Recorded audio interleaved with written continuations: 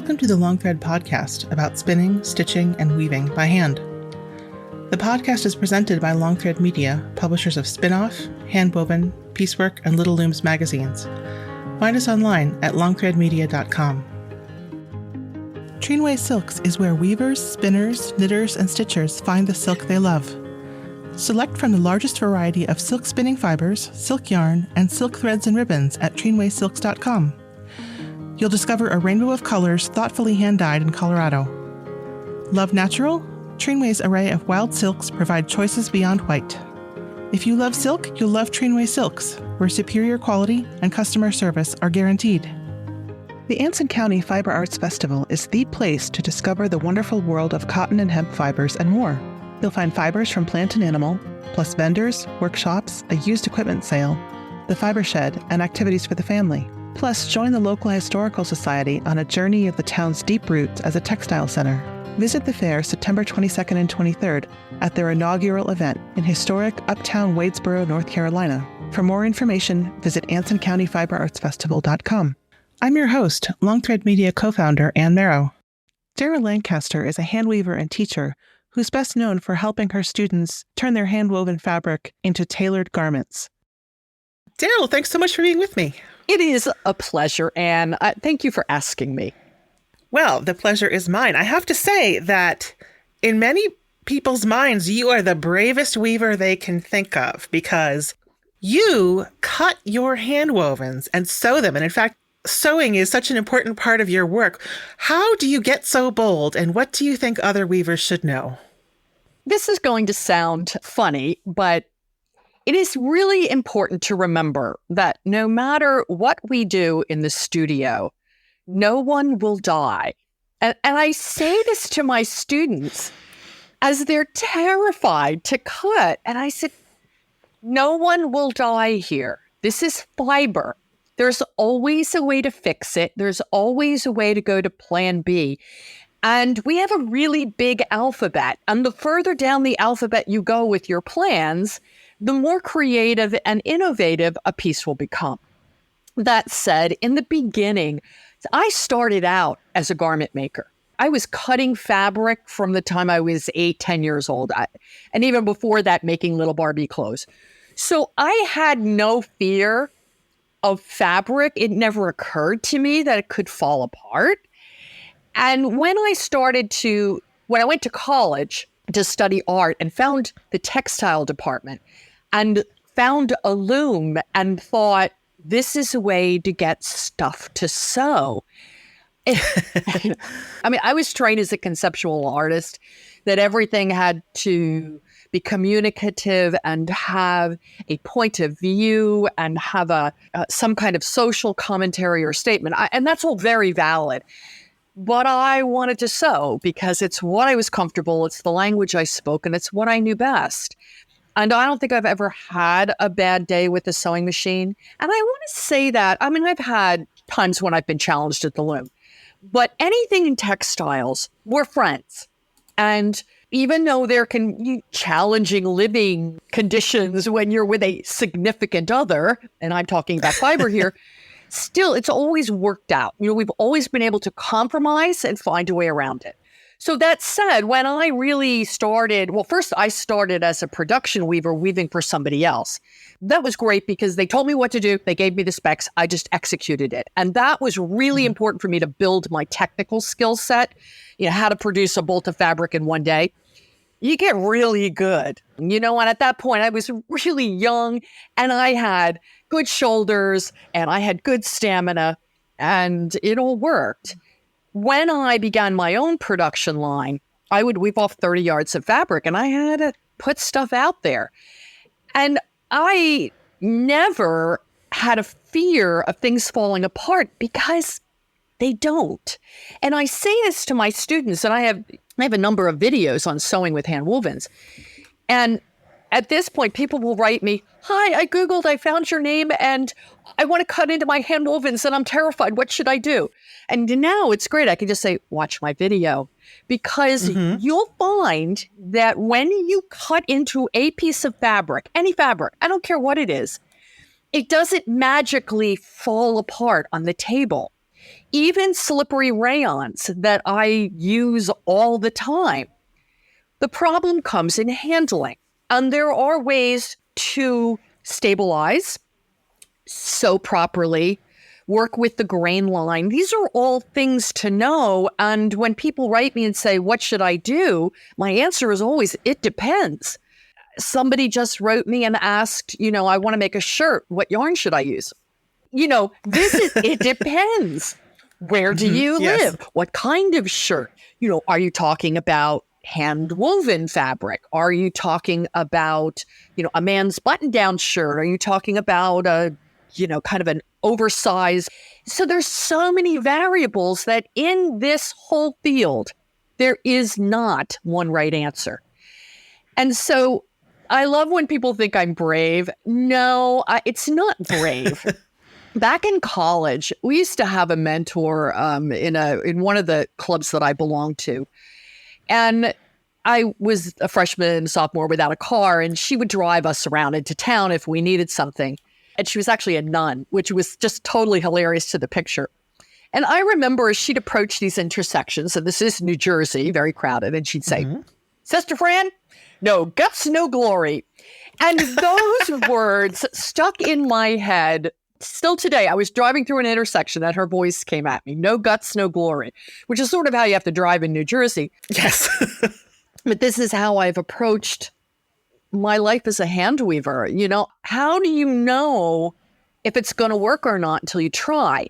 And then when it's not working the way you want, this is where you get creative. I never assume that it's the fault of what I'm working in. I assume it's my lack of knowledge or skill set. So the game here is to up my game, find a way to make it work. And that has been what's the most compelling part. I mean, I've been weaving since the early 70s, and I've never found that I've gotten bored with the process because there's so much more to explore. I can't really say that about sewing because there's pretty much nothing I haven't sewn, although, this is a sidebar, I started volunteering at the Shakespeare Theater of New Jersey. I'm a stitcher in their costume department, just a volunteer thing. Oh, wonderful. And I have good skills, but I was never a costumer. So I've had to learn a whole new set of skills sewing garments that were not part of my repertoire. They love my skills, and they tease me. They say, we save all the stuff that nobody here wants to do, like hemming silk charmeuse. Ooh. Which isn't even something that I'm skilled at. I work with hand wovens. I work with things that respond to me. But still, there's a common vocabulary in garment making and in hand weaving that when you've done it enough, there's a trust. So, I hope that stays with me. Trust the medium. Trust the fabric you just wove. It'll be okay. I think one of the things that is a little intimidating about sewing your handwovens is that it can really show your skill or your challenges in two different areas. There's what if I cut this badly or sew it badly? And then there is what if my fabric is sleazy? And then there's like, what if I've mismatched, I have this fabric that I totally love, but it's set at 8 ends per inch and I want to make something that should be really fine. Right. I've taught for years in guilds and art centers, Harrisville and Sievers and guilds. And I would teach this 5, 6, 7 day retreat, depending on the venue. And people would come with their handwoven fabric and make a garment, whether it was their pattern or my pattern, it didn't matter. Mm-hmm. People would write me ahead of time and they would say to me, what should I weave? Tell me what to weave so that I can sew.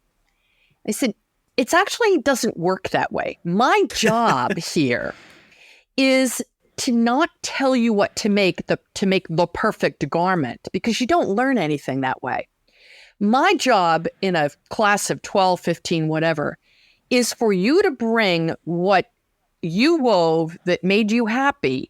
My job is to teach you how to make it work. Mm-hmm. And a class of 12 or 15 with all these different kinds of fabrics would really learn from each other. Okay, you don't have enough fabric because you did a hand-painted warp with no repeat. We can't get anything to line up and it's only 18 inches wide. and you're wider than, a doubled back. Okay, so we have to go to plan B. What else did you bring? Oh, wait, you've got some black silk jacquard over there. Would you mind?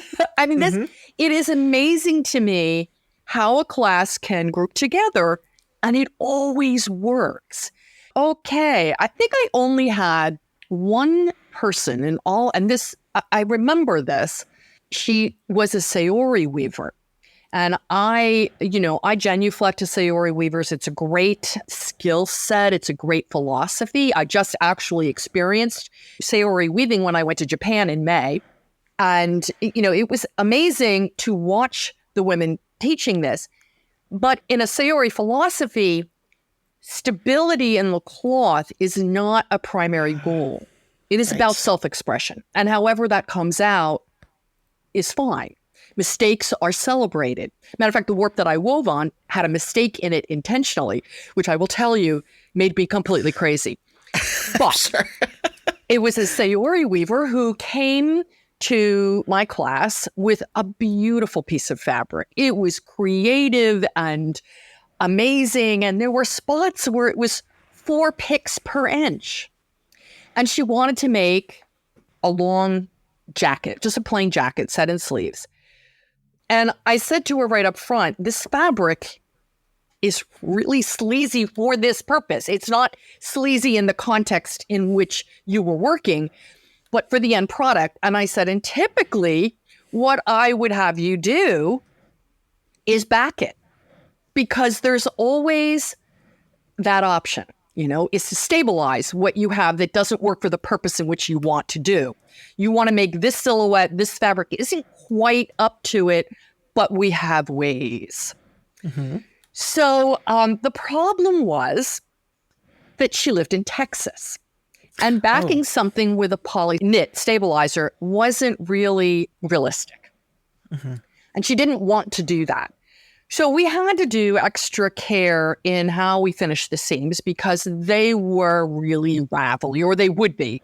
But, I showed her ways to get it together. And I said, so what's going to happen here is that I can't guarantee that this piece will last your lifetime. And it will probably grow and sag. But that's all part of the philosophy of what you wove anyway. That's true. And so it was a great compromise, and it was great. We got the piece together. It was beautiful on her. I loved the picture. But again, in all of what we do, especially with garment construction and handweaving, what is the bigger picture here? Mm-hmm. And how can you detour whenever you hit a roadblock? Because you will constantly. And see, those are the times when I am at my best. Because I don't look at them as roadblocks. I look at them as, ooh, let's go on a new scenic route because that way is closed. Now, you talk about the chemistry that happens in a class where people help each other and the ways that you can troubleshoot. But another important aspect of what you're doing is, first of all, you mentioned your YouTube channel where you're giving people information and they can write back to you occasionally in the comments. But for the most part, you have to anticipate what they're going to ask. And you also have a line of patterns that's specifically for people who are weaving to have a successful project. Right.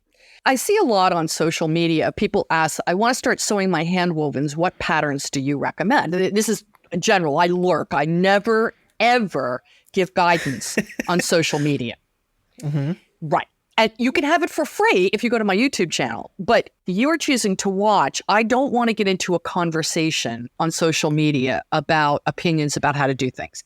When you ask me, I will tell you my 40, 50, 60 years of experience in doing this. And if that works for you, great. If it doesn't work for you, there are other options out there. That said, COVID was probably one of the biggest blessings in my life.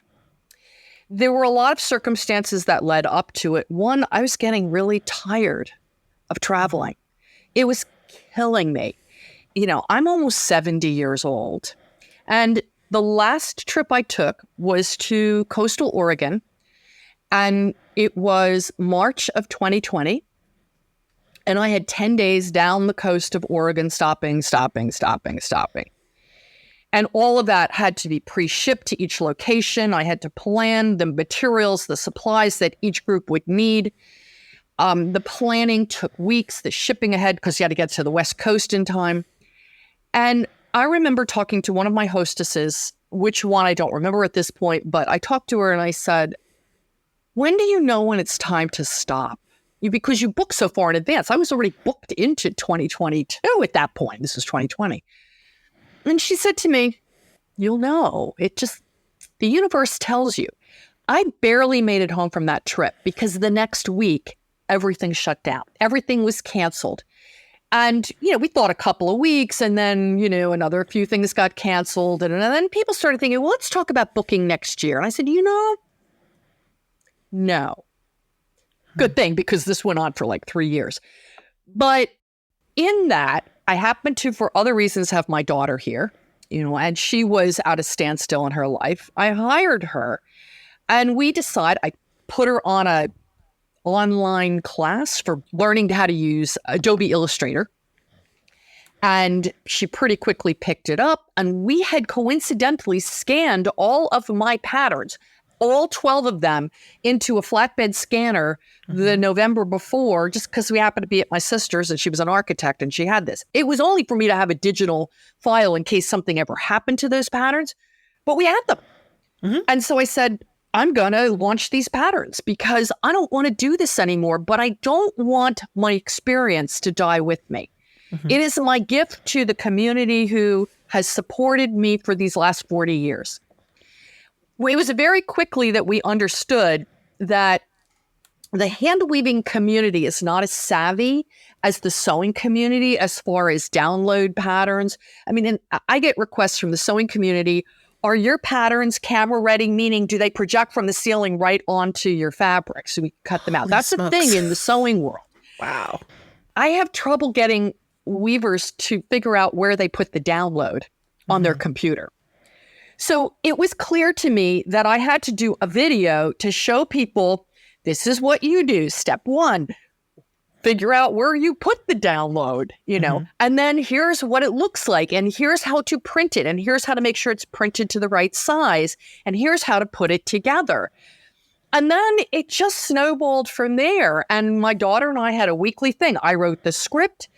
She directed it. She filmed it. She edited it. She went online and learned how to use, in another class, how to use Adobe Premiere, which is the editing software. And she was brilliant at it. The beginning ones were a little choppy in that she was new at the editing process. And I was trying to read off papers on music stands all across the room. We since went to a teleprompter that sits right under the camera. And we got much better at it. But by making those videos, I could say exactly what I wanted to. And it was recorded in its entirety on that specific topic. And I could show samples and examples. And now if somebody were to ask me to come and teach someplace, it's a lot harder. I wouldn't do it because all of that information is now in a concise place. As a matter of fact, now one of my goals is to pre-record my lectures. I have one on leftovers now that, although I don't post it, I have a couple of guilds who have purchased the rights to show it for a guild seminar at a considerably reduced rate because I'm not there. and I've been told it's hilarious. People love it. One guild gave me a standing ovation. I don't know. I wasn't there. But it's great to be able to leave that information, but have control over the way I deliver it. And right now, my daughter and I are planning to do a studio tour in a multiple part on the YouTube channel because people have asked, especially the weaving studio behind me, where I have 64 looms, all in use. It's pretty cool. All in use? All in use. Yeah, and that sort of was a long story. But anyway, did that answer your question? I have a line of patterns that came about and a whole group of videos that explain how to put them together. I will say that when you sew garments, any pattern will work. You have to have the skill set to make it work. Right. But patterns are patterns. The hardest part is to get it to fit. Yes. That's a completely different skill set. And even when I teach remotely, because I still do, I will teach workshops remotely, multi-day ones, whatever. And I will have people come into the studio, fly in from the country, 1 or 2 at a time. I'll put them up, I'll feed them, and they can work with me privately. but I won't take my show on the road anymore. But getting the fit, that's a little more challenging through Zoom because I've got to have somebody that can help me see, Right. holding a tablet while they turn around and I can see where the problems are. And then communicating how to make those alterations because I can't show them. Right. That's a challenge. But any pattern, once you get it to fit you, you can turn into a garment as long as the fabric that you have is suitable for that silhouette. Mm-hmm. If it's not, can you make it suitable or should you try a different silhouette? I mean, people brought fabrics to class, boiled wool. That's a thing. We make garments out of animal skins. Anything is possible. Right. So my patterns, why they're different is that it's not that the pattern works better than anything for hand-woven fabric. It doesn't matter what the pattern is. My directions, which are supplemented with, for this step, you're going to do this, but here's a video to back it up. My patterns are specifically designed for hand weavers to make that garment from their hand-woven fabric. Because there are some specific challenges. Yes. You mentioned width. Hand weavers are typically not making fabrics quite as fine as, some people are. Right. Not as fine, not as wide. Most commercial cloth now is 60 inches wide. So you can cut 3/4 of the garment, depending on how full-bodied you are. You can cut 3/4 of the garment all the way across. I mean, I can make out of 3/4 of a yard of a 60-inch wide fabric, I can make a jacket. But not in hand woven. And so while my patterns give not only the yardage requirements for commercial fabric, but the yardage requirements if you're a hand weaver, 18 inches wide, 24 inches wide, 32 inches wide. I give these ranges. And it depends on how wide the pattern is because it depends on your size, what you can get out of which width. So the amount of time I spent with a cutting board trying to line things up and figure out, because I didn't do it all digitally. I just sat and figured it out. Yeah. It was a challenge. And now I like to play around and combine my patterns and see, I like that. What of my patterns can I put together to get that silhouette that I just saw at the theater at intermission? Right. So I'll make one up and people will say, do you have the pattern for that? No, but it's a combination of the 200 jacket with the 1700 tunic sleeve, which is drop shoulder. You can easily put those together. And I will do a video on that, but it would be very wrong for me to say that people are lazy because they're not. If you're in the hand weaving community, you are not lazy by any stretch of the imagination. But there is an overwhelming sense, and it's a lot easier to have when you don't have a lot of experience. Say, the project is laid out in Handwoven magazine. Here's all the specs. This will work for you if you follow the directions. Right. Here's my pattern. If you follow the directions, this will work. When you get into combining patterns, it is trickier, especially if you don't have that skill set. Yes.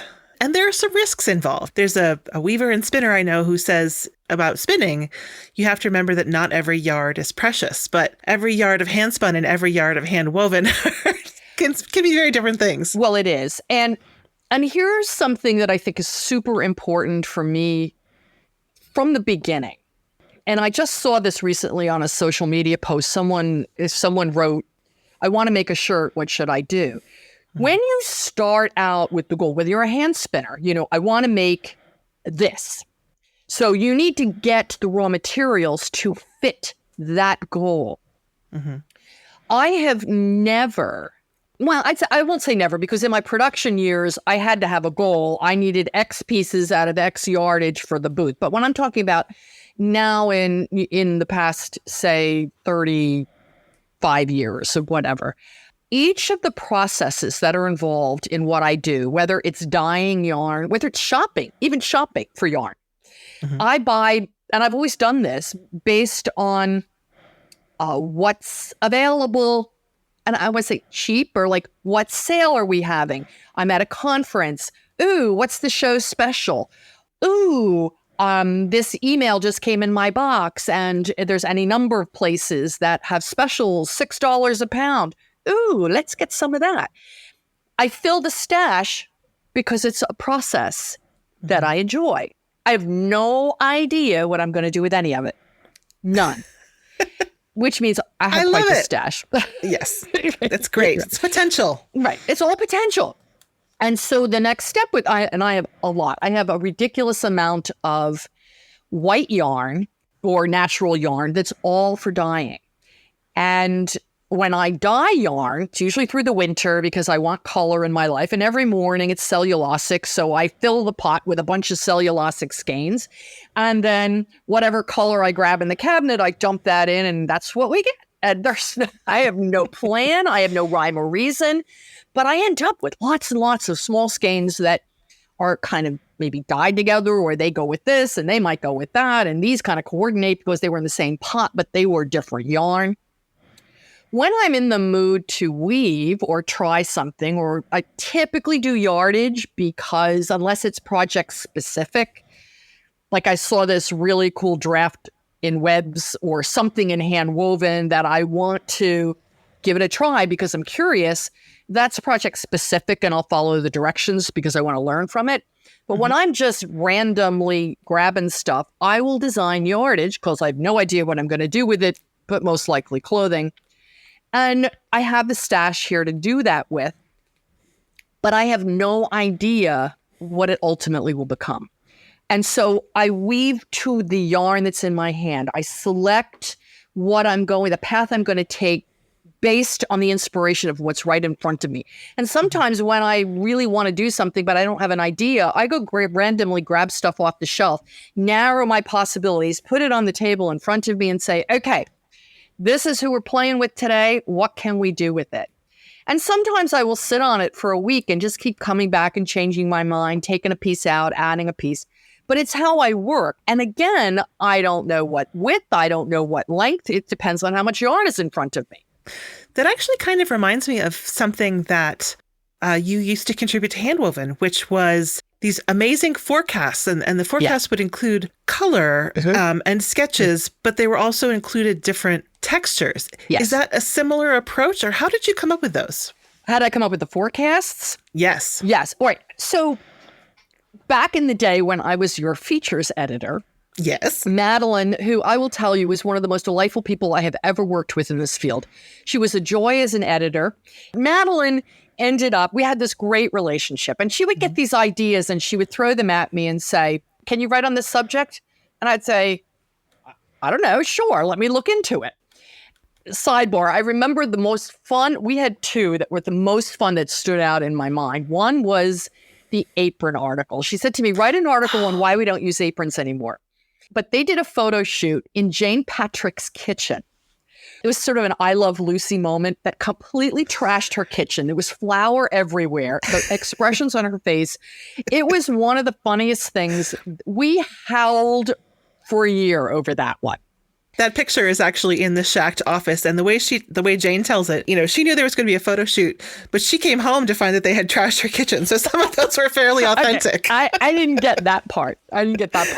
But the other one is that Madeline and I were talking about that, in publishing, and you go through these periods, but readership was falling. The weaving community was getting older. What could they do to up their readership? And I was joking. And I said, well, Madeline, you can't sell anything unless it has how to lose weight on the front cover. And she said, yes. Can you figure that out and write an article on it? So I did, and I think the cover said, something about how to weave and lose weight at the same time or something.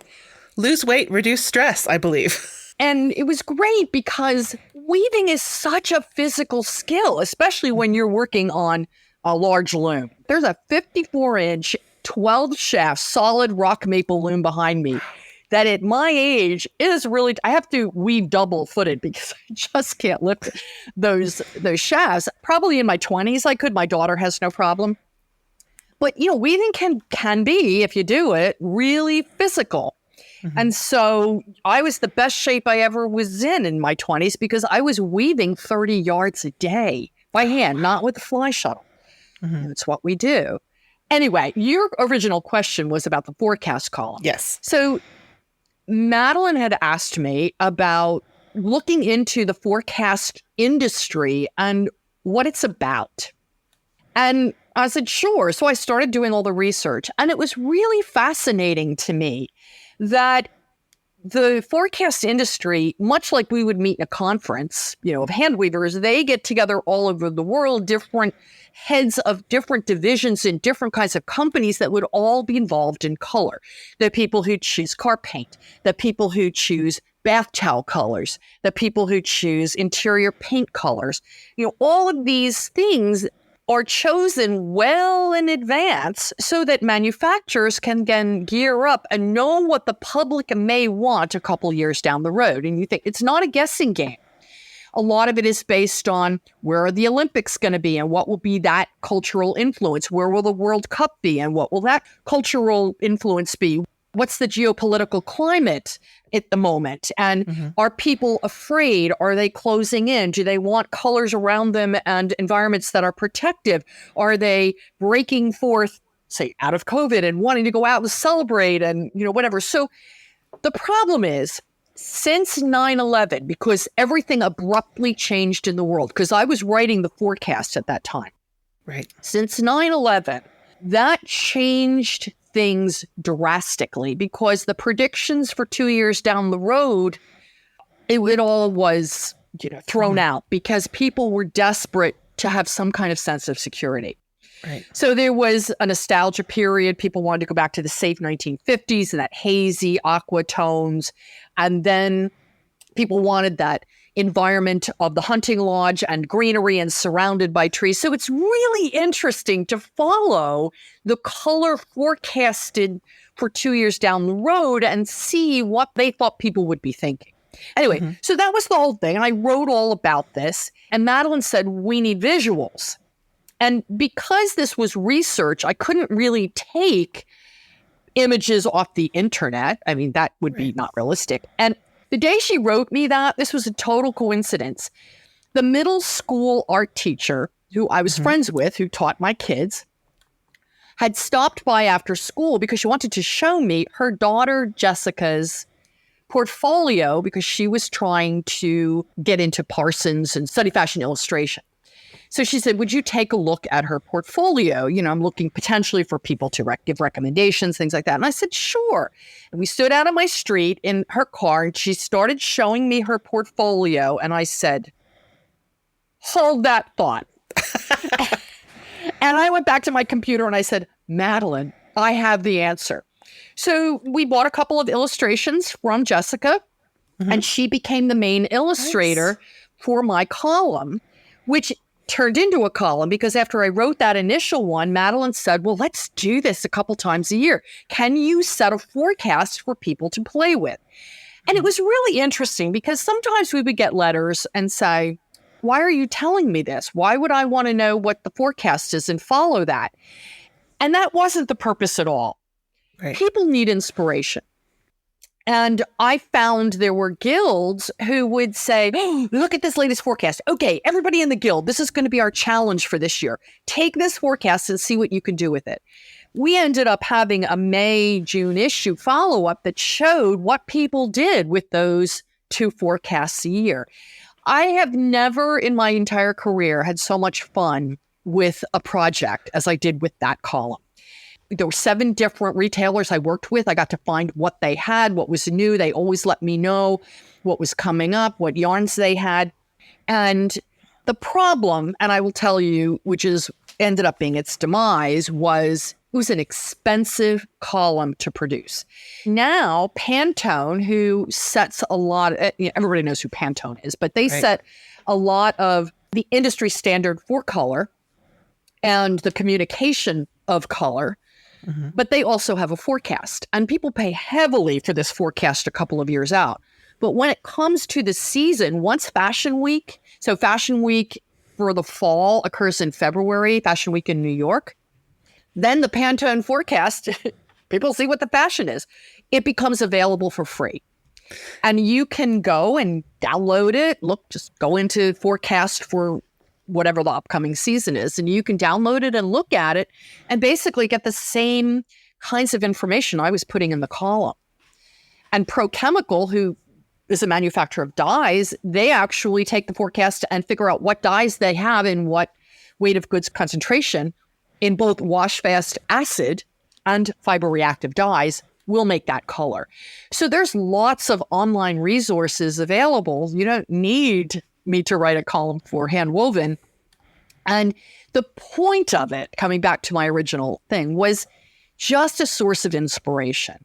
I love to narrow my parameters. I work best when I'm given a problem, and my goal is to solve it. I am maybe an engineer at heart. I don't know. I didn't have those opportunities back when I went to college. I went to school for art, which is in itself a problem-solving degree. Absolutely. But I find that when I narrow my parameters, take a half a dozen cones of yarn off the shelf, throw in a complementary color, see where it takes me, yarn wraps, software, and then, I'm on my way, and I'll make edits and changes, and I'll think about it, and I'll go in and make dinner, and I'll come back and look at it, and I'll, go do something else and come back and look at it. And I end up in a place that's really creative for me.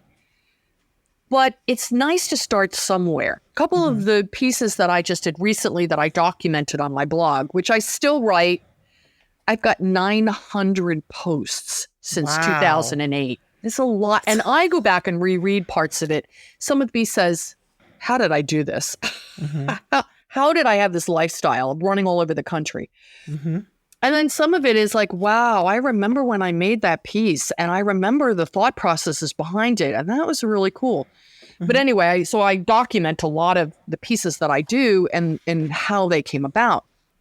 But one of the things that my daughter and I latched onto, which is a sort of holdover from my childhood, is I love to fix puzzles, 1,000-piece puzzles. There's always one going in my living room. And it's a kind of social thing. She'll sit down, we'll talk, we fix it together. But many of them have posters that show the full image. And some of them, there's one brand in particular that I love, that the posters, the colors, the way the colors are put together are absolutely mind-blowing. And I've done 2 now where I've taken those posters and extracted out sections, blocked off sections. And this is the color sequence that I want to see if I can replicate. And of course, I've got this whole wall of yarn that I've dyed. And it is a wonderful game for me. I wish your readers could see there's a loom behind me where I just finished 8 yards of incredibly colorful. It's on my blog, so if you look at one of the last couple of posts, you'll see it. But it is an adventure, and color is, I'm not afraid of color. I've been using it for so long. I am not afraid of it being muddy. I'm not afraid of it being too much. Color is color. And the older I get and the grayer my hair gets, the more color you can use. We're neutral. Right. Because here's the thing. No one will die from this. And the worst case is it's not your favorite thing. I will tell you my most successful garments that I still wear to this day are my favorite pieces were from yardage that I didn't think was that spectacular. But it's what I did with it. It's what I did in the details of the garment, trimmed it with handmade felt, added couched embroidery floss and lime green. I took one of the not so great pieces of yardage that I made, and to this day, it's still one of my favorite jackets. So each part of the process, you have the ability to make it even that much better when you don't have an initial goal in your head.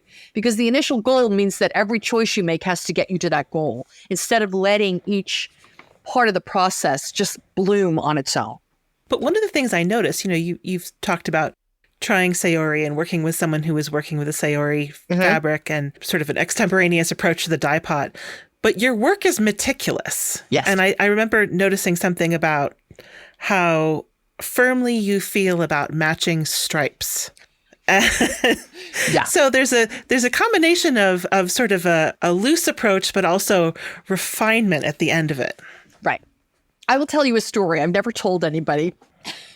I don't know whether it's my Germanic upbringing or 8 years of parochial school, but when I went to high school, which was a public high school, after 8 years of very strict schooling, wearing a Catholic school uniform, I found an art program in a public high school. It was very cool. And one of the teachers And I will never forget this. She actually gave me detention and made me stay after school.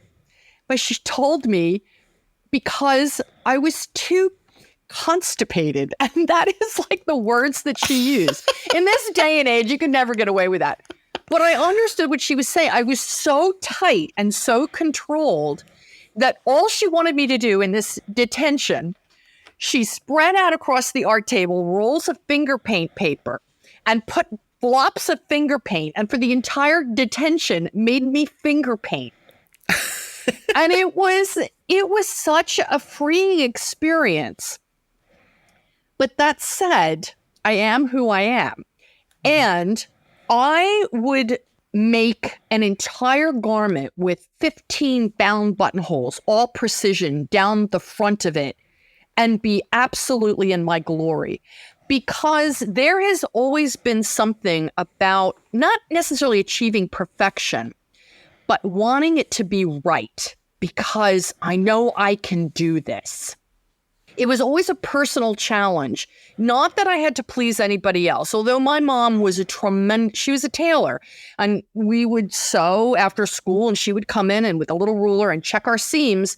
And where when I tried to do that with my daughter, she'd be like, Mom, go away. I, on the other hand, if it wasn't right, I would take it out because I could do better. I knew I could. Mm-hmm. And so when I was doing this Sayori project at this place in Japan, and there was this intentional, and I communicated with the woman, I kept pointing to it, and she's like, no, that's on purpose. We got the translator, and they explained that that's built in, like this built-in mistake or flaw. It shows you're human, and it's all part of the philosophy. And I'm like, but I could have fixed that. I could have fixed that. And it isn't so much that I need to be perfect, but I love the precision. Mm-hmm. Because I've spent so much time doing garments, I know how uncomfortable it is to work with a fabric that isn't up to the task of supporting garment construction details. Mm-hmm. So I know how to make a garment, set it denser than you think. I know how to weave a fabric for a garment. I know kind of what's going to ultimately work or be more challenging down the road. So there is a tight quality, but it's more built from the desire to not to be perfect, but because I can do better and I want to keep trying. A perfect example here, I'm doing this project. It's based on a Webb's complete kitchen project, and it's got 4 placemats and a runner and 4 napkins, and it's a summer winter, and it's very precise. There's multiple colors, multiple weft changes. And I did about a half a mat and realized that my beat was not square. It was going to extend too long, which with specific yardage, I knew I wasn't going to come out. And I sat with that for a week and tried to decide what to do. And I said, you know what? What's it going to take? An hour? I took out the entire half mat. Wow. And I made some adjustments. I tweaked one of the yarns in the weft that had to be doubled up, which is because I had it, Mm-hmm. And I started in again. And I am so glad I did that rather than thinking, oh, well, one of the mats isn't going to be perfect. Oh, well. It's not that I want perfection. It's because can I do better? Mm-hmm. Does that make sense? Yeah, absolutely. And I think there's a certain being willingness to take a hard look at what you're working on and say, am I seeing what I want to see, or am I seeing what's actually here? Right. And if it's not what you're seeing, how can you tweak or adjust or try a different weft? Or this happened to me once, and I actually had a friend who is a newer weaver in my guild who doesn't live far from me. And she comes over and she picks one of my little structos with a structure on it. And we just sit and weave together, and it's really fun. And she's learning a lot. And I have a good friend. She was commiserating with me that she had this warp that wasn't going well. She called it the warp from hell. And I said, why is it the warp from hell? Well, as we talked about it, basically it wasn't beamed properly. So the tension's screwed up and things are a mess. And I said, why don't you just pull it forward and beam it properly? And I think the look on her face was like, first of all, that's a thing. And secondly, oh my God, that seems like such work. But really, what are you talking? A bottle of wine and a couple hours to pull it forward and re-beam it properly if you knew what you did wrong. And then it will weave beautifully. Mm-hmm. And so because I'm not afraid that something's not going to turn out, the bottom line here is I'm in it for the journey. I'm in it for the process. I don't really care what the end product is. I got so many handwoven garments in my closet. You know, there's just not enough years left in my life to wear them all. But the process has always been what's fascinating to me. And if it isn't working, why isn't it working? And can you fix it? Even if it means pulling an entire warp forward and making those adjustments, even if it means rethreading, even if it means reslaying, because the set that we choose isn't always going to be the best one, especially if you're in new territory, for an end product that you might want, for example, clothing. And I never really know if I've got the set right until I do a sample and I cut it off and I wash it. And then I can assess, is this going to work or not? And I sometimes have to reslay. Mm-hmm. So what are we talking? 20 minutes if it's a full width warp? You know, it's just not that big of a deal, especially when process is your goal, not the end product. I think Susan Horton mentioned that someone had said this to her, but it's going to be woven a long time, is what she says. I love that. It's going to be finished for a long time. So I wanted to ask you about one thing when I was looking at your projects and your patterns on your website. Some of your projects are deliberately photographed to show that they have such drape and movement. And when I think about handwoven fabric, sometimes I think about, now granted, this is because I don't weave very fine fabrics myself, but I think that sometimes they can seem more rigid and more kind of boxy. That must be something that you plan for when weaving. Is that something that you advise your students on? I might. A lot of times they'll write me and say, this is what I'm planning. What do you think? And I'll usually just say it should be set denser. But yes, that can yield a firm fabric. But I can't remember an instance where someone came into class with a fabric that was too dense. Maybe for the silhouette that they were thinking, in which case we just switched to a different kind of jacket. But a fabric for garments needs to be stable. Mm-hmm.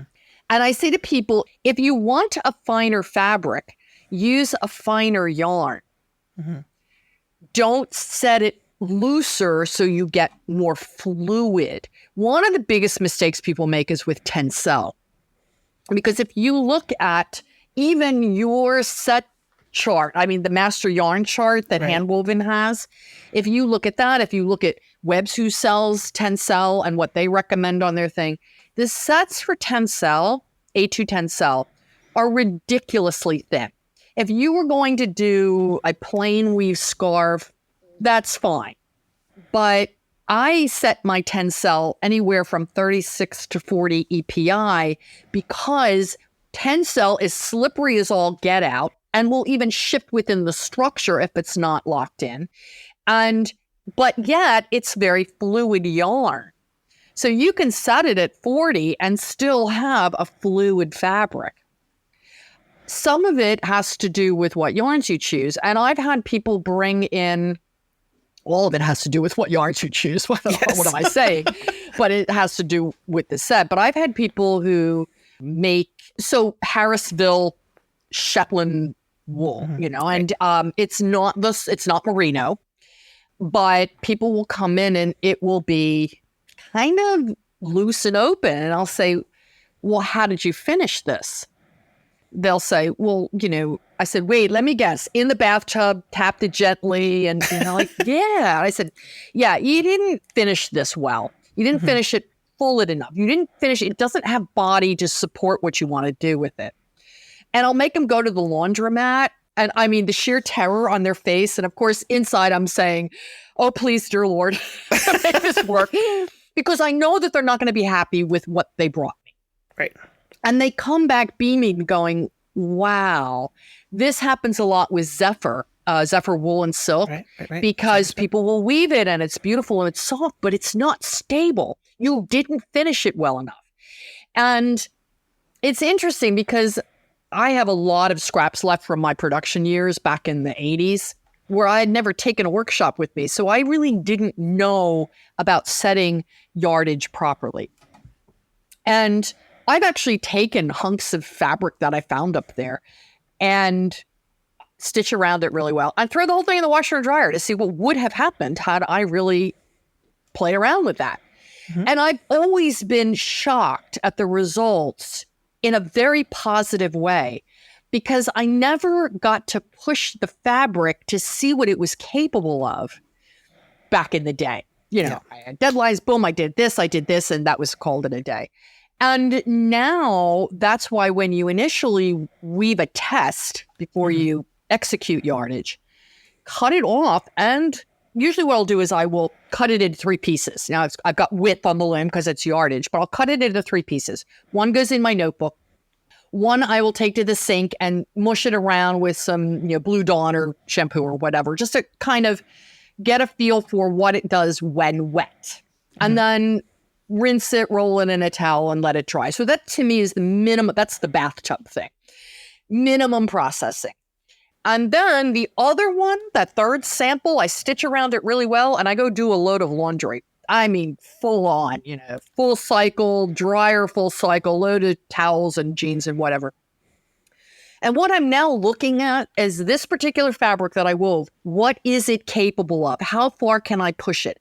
And what I may end up doing is choosing someplace in the middle where I might end up ultimately processing this, or I might have to reslay because even out of the dryer, it's too sleazy. So your question was about, I think there's this fear that people have that they need they need drapiness. I've made garments out of all kinds of things. The silhouette is important. If you've got outerwear, I have a beautiful boiled wool fabric that I accidentally felted in the machine. Oops. That's sort of another story. There's a video on that, actually. And I thought I ruined it, but it actually was the best fabric I ever made because I pulled it out of the dryer and it didn't match what my expectations were. So there's that oh no, I've ruined it. But then I actually looked at it. I took it to my guild that night and they were like, this is amazing. This is the best thing you've ever done. And I started to really look at it and I had to agree with them. It was amazing. And I made a boiled wool coat out of it with an interlining and it's still the warmest thing I own. And it's gorgeous. And I've had it now. I can't tell you how many years. So I don't think you can ruin a hand-woven fabric. Some of your viewers may say, oh yeah, let me tell you about that time I did. But did you really? That's why I don't have a goal because then each part of the process as it comes out, I can course correct or redirect. I didn't have a plan anyway. But what you're talking about is really understanding and finishing and pushing the fabric and not the garment. That's where you can mess it up. Right. And then of course you can mess it up. And this I've seen, especially I don't see it in my workshops, or I didn't see it in my workshops, because I had good control over the steps that people took. And any problem fabric, I gave them an alternative route or a plan B, or, okay, right now, stop. This is a loosely set chenille, and this is starting to fray too much on the edges, and we're going to now fuse a piece of tricot knit cut on the crosswise down each of the edges to really stabilize this and to hold it in place so you can get to the sewing part. And I've done all kinds of course corrections because I've seen it all. There's never been a fabric except the one I talked about, which was beautiful and she loved it and she went back to Texas proudly wearing it. And that was a lot of years ago, so I don't know. She may be listening to this podcast at some point and recognize herself. Tell me how that worked out for you. But other than that very specific situation, which would have been fine if she lived in the Northeast because we would have just backed it and lined it and it would have been fabulous.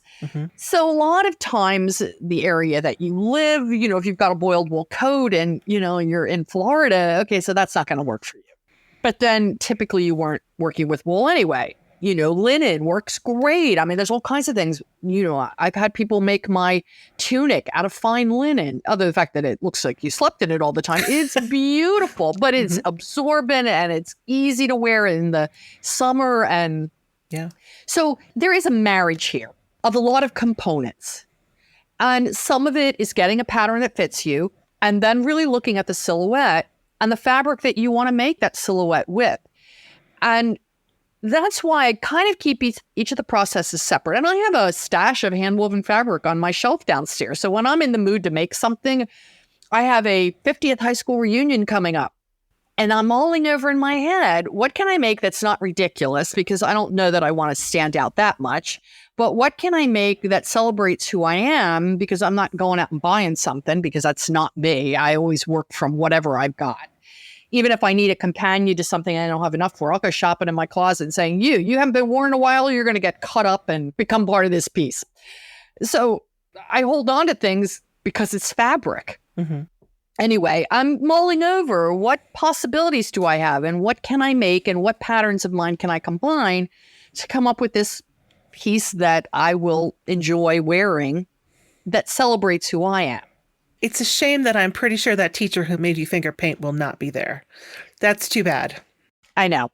And, I had to really embrace who I was creatively and artistically. I know there were a lot of professors I had in art school that really, really hated my work, including my textile professor. We maintained a relationship over the years, and she always thought I was one of her success stories.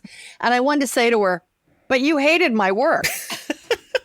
She always thought it was too tight and too controlled. Mm-hmm. But I used those skills. I used that love of making things controlled to my advantage over the years. And I think that I've made some pretty outstanding pieces. There are times when I look back on something and go, damn, that was good. and the other pieces, they have maybe not been runway pieces, but they work really good around town and serviceable. And I don't need to walk to my shop right every day and look like I'm a fashion plate on the cover of Handwoven magazine. I do want to fit into suburbia and be anonymous and indiscreet. And still, I have a bunch of handwoven tops that, people will say, oh, that's pretty. I was at the Shakespeare Theater volunteering, and the costume designer for the current show was there, and I had on a handwoven vest that I had made. Mm-hmm. And he went, wow, that's a great vest. And I didn't want to say, yeah, I dyed the yarn and it's one of my patterns, and I wove the fabric on, because it didn't matter. I was like, thanks. Enough said. So you've mentioned that you're working on your wardrobe for this event, and I know that you're still putting together your blog and video stuff. What else? Not that you need anything else to be working on, but, now that you have more free time from not being on the road, what are you really sinking your teeth into these days? Well, this is actually funny. There's two things. One has to do with this and one doesn't. And this comes back to something I alluded to when we first started talking. I have all these looms, and they have found me. I don't look for looms. I'm not interested. Now, I will say that half of them happen to be small structos. They find me, those little 8-inch metal ones. I think I did an endnotes column. Yes. And, they're little things that are really, they're just adorable little looms. Pain in the neck to work on, especially when you would much prefer to be weaving in a physical way. Mm-hmm. But they get the job done.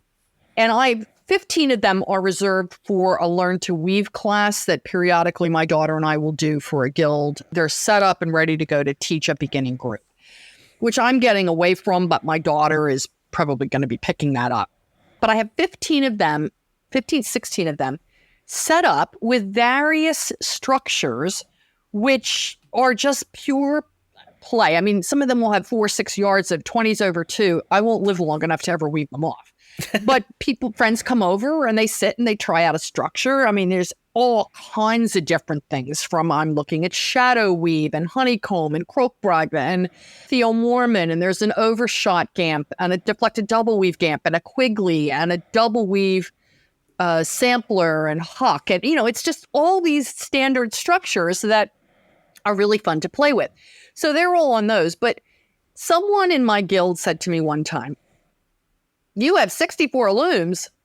Are they all warped? And I went, oh, don't be ridiculous. And then I thought, I have 64 looms. Why aren't they all warped? And this became a challenge. And all last year, took me probably a year-ish or more, I really focused on what did I want to play? What did I want to try out? So one of the difficulties for me, it's not a difficulty, but the challenges for me was that I spent a career focused on one thing. Yes, I did cool yardage and I made some cool clothes and I focused on being a teacher. Mm-hmm. It is very hard for me to not think of things as a teacher and to just play and see where something takes me without the goal of how can I teach this? How can I translate it to students? How can I incorporate it into what I already do? I don't need to do that anymore. Mm-hmm. And so that in itself is a challenge. But now my goal is to, all these looms are set up, is to systematically go through and weave them all off. And it may take the next couple of years. So 3 of the floor looms, the large floor looms, I have woven that yardage off, but left it on so the loom isn't naked until I think of something that I want to put on that loom. Mm-hmm. And then I'll cut the yardage off and wash it and it'll do its thing. So that in itself, I come out here and I pick a loom and I just weave. And it's interesting because each one is different. And it's really important for me to see how it works and to get into the rhythm and follow the pattern and understand what's happening on the loom. Because each of them is a different kind of structure that I haven't really in-depth explored before. So that in itself, I mean, I'm loving the cool things you can do with summer winter on HS. Sure. Who knew? I would have never done a 2-shuttle weave for yardage because for 10 yards, it's slow. Right. But who cares? There is nothing now to stop me. Mm-hmm. There's nothing but, I'm enjoying this. I'm enjoying this process. The other thing that is taking some time is that, this is going to sound really funny. Years ago, I found that all the people that I was teaching, this whole fiber thing, everything about it is most people's hobby. Mm-hmm. This is what gets them up in the morning, after work, they come in, when they retire, they really get into it. This is what people love to do. Right. But for me, it's always been a business. Right. And I found that it's been really challenging to transition from it being a business, and again, that whole teacher mindset, into just a place that I could play, and this could be my hobby. So a couple of things. I live on a 1/2 acre of property in northern New Jersey that has beautiful ponds and perennials and this gorgeous vine-covered gazebo with some vines on there that I know I didn't plant. Where did they come from? Plants will pop up and I'll be like, who are you? And now I'm starting to look at some of these plants that pop up and say, can I forage you for basket making materials? Can I dye with you? Can I do botanical printing with you? Are you edible? Can I make some kind of medicinal thing out of you? I don't have experience in any of these areas. Well, I have a smattering, enough that I know what I don't know. But I'm fascinated by what's out there as another source of raw materials. Last year, I had harvested a whole bunch of water irises, which had these really long stalks that I dried. And then I ended up making these set of mats. There's nothing to write home about, but I love using them every day because I wove these mats out of the water irises from my garden. It was based on a Rita Buchanan article years ago in Handwoven magazine. And I pulled it out and I was like, well, if Rita can do this, I can do this. But the other thing that I needed a hobby. So I ended up taking up music. And I loved playing in a recorder because it wasn't hard for me to learn. Mm-hmm. But I play with a group, which is hard for me to do because most of these are professional musicians. I have to work really hard to not embarrass myself and to really, to play with the big guys. And I like being on the bottom. I like being the one that has to struggle because I'm always the one in the teacher mode. Right. And I had to learn to play with people because as the teacher, I'm in front of people. I'm guiding people. I'm teaching them what to do and how not to fall on your face. But when you're playing in an ensemble with a group of people, like especially in early music, you have to listen. You have to listen to what they're doing and be part of that sound. that. And that's why I play the bass. I'm at the bottom. I want to be on the bottom. I don't want to be the soprano. I don't want to be on the top. And it's been a humbling experience for me. And it's been a challenging experience for me, but one that I have actually embraced because it is so different than what I do here. Right. Yeah, I needed to learn something new. So it is a hobby. And I have reminded, we have a new music director that just came in and she asked everybody to go around and tell, everybody's talking about their multiple degrees in music and yada, yada. And they do this and they do that. And I'm like, yeah, so I needed a hobby. And so I have, other than piano at 10 years old, and so I know how to read music, I have no experience here. I just work really hard and I'm always prepared, which is a joke in this group because Daryl has the music. She's always prepared. Yeah. So again, that perfectionism, but not in a bad way. Perfectionism in a self-satisfying way, because I'm the one that's prepared. If people's music's falling all over the place, mine's bound in a book. It's got markings. It's all ready to go. And I know my part well. Yeah. In the back of my head, as I'm approaching 70, I look at the studio and I think it's one of the reasons I want to document it in a couple of videos, because I look at the studio and say, I don't know how many good years I have physically for weaving. And, I've always felt like artists never retire. They just find a different way to be creative. And I went through a year and a half ago, I broke my shoulder and that was scary. I fell, as people do as they get older. And that was scary because I was incapacitated 5 weeks with my arm strapped against me. I still figured out how to weave and how to dye and, DYE and do all these things. But I had to learn to do them in a different way, which was very humbling and made me think a lot. And I look at all of this and I say, okay, I've built all this. Where do I see myself in 5 years? Where do I see myself in 10 years? Can we even imagine that? And do I want to begin to make preparations? If I had to pick one lumen here, what would be my favorite one of the 64?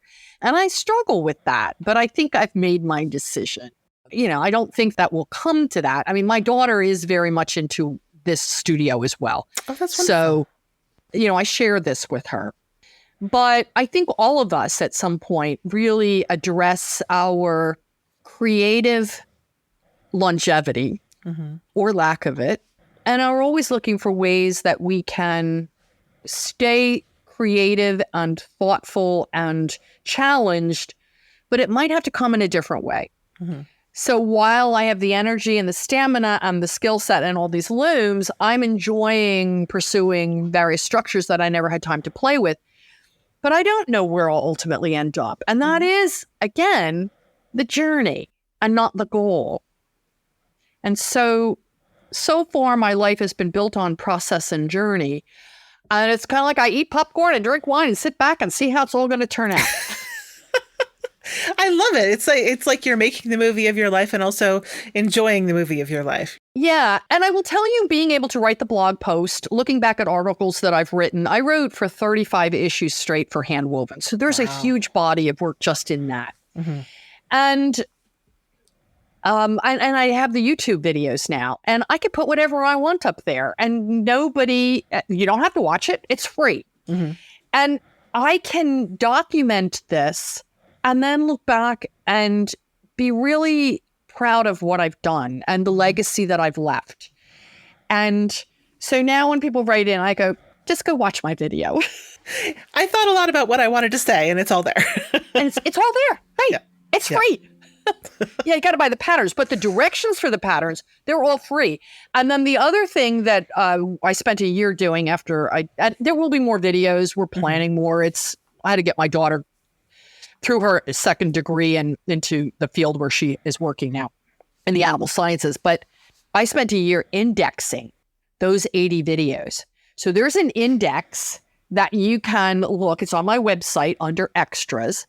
And you can find either a topic that you're looking for. It'll tell you what video and time code, or you can look at a video and it'll tell you what's in it and the time codes. which was important because I had no idea what I recorded and when. And people would ask me, I go, I don't know. It's in one of them. I think it was winter. Yeah. So that was really helpful. I had a couple people help me with it, but mostly I just watched my videos over and over and over again to try to nail down time codes and subject matter. And now, of course, if I add to my videos, I have to update that. I'm at this wonderful crossroads in my life where that part of my career on the road teaching is done. Now I'm trying to reprogram my brain that I don't have to be a teacher anymore. There are new people coming on to do this. And if I've left them information on my experience for them to use, have at it. Your approach is quite different in some ways from Anita Louvera Mayer, but some of what you're saying reminds me of that. And she said at one point, from here on, every major outfit that I have, I will make myself. Yes. But she called herself the polyester kid. Anita called me one day. Oh my God, I will never forget this. She called me one day. I answered the phone. This is back before cell phones. And I answered the phone and she says, Daryl? I said, yeah. She goes, Anita Mayer here. I was like, really? She goes, I had a problem. I'm thinking, okay. She says, I need to cut my fabric and I'm terrified. To this day, we still joke about, I haven't seen Anita in a number of years. I love that woman. She was kind of responsible for getting me into the national circuit because I had applied to Convergence in Atlanta and I was rejected, but nobody knew who I was outside the Northeast. Right. And Anita said to me, if you ever want a recommendation, I'll write it for you. And it opened the doors and, the rest is history. But I've taken workshops with her. I've always adored her philosophy. I have all her little books. And she has helped guide me through adulthood. When I lost my husband, I thought of her. And I always thought of her philosophy and how she managed to navigate. And I am grateful for the Anita Mayers in the world who came before, and I hope I can leave a legacy of things to think about for the next generation to come, because it's really interesting watching the next group come up. Yeah. And, and how they find their place. And I applaud them. And I'm there in the background if you have a question, but you can do this. You don't need me. Daryl, thank you so much for being here. I love talking to you. Thank you for asking me, and it is always a pleasure.